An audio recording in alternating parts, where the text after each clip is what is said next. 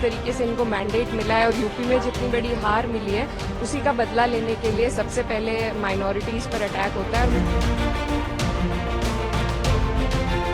Superficially उसे दिखाने के लिए महिलाओं का वो नाम का इस्तेमाल करते हैं।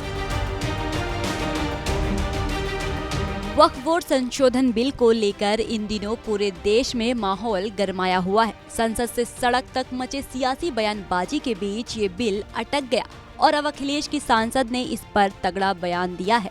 सपा सांसद इकरा हसन ने बता दिया कि इस बिल को लाने के पीछे बीजेपी का मकसद क्या था। आखिर बीजेपी इस बिल को लाने पर अड़ी क्यों है। इकरा हसन ने आरोप लगाया कि उत्तर प्रदेश में बीजेपी की हार का बदला लिया जा रहा है। बीजेपी ने बदला लेने के लिए माइनॉरिटी पर अटैक किया है।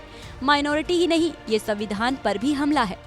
क्योंकि ये सरकार जिस तरीके से इनको मैंडेट मिला है और यूपी में जितनी बड़ी हार मिली है, उसी का बदला लेने के लिए सबसे पहले माइनॉरिटीज पर अटैक होता है। और मुझे लगता है अगर इसी तरीके से अटैक हुआ, it's not just an attack on minorities but also on the constitution, on article 14, article 25, article 26, it's a direct attack.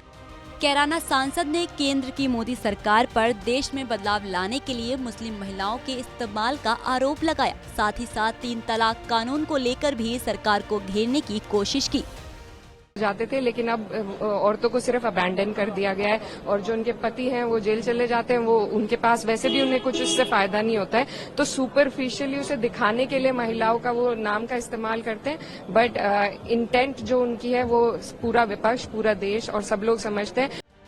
बता दें कि वक्फ बोर्ड बिल लोकसभा में पेश होने के बाद विपक्ष के भारी हंगामे के चलते अटक गया है। अब इसे संसदीय कमेटी के पास भेजने का प्रस्ताव दिया गया है।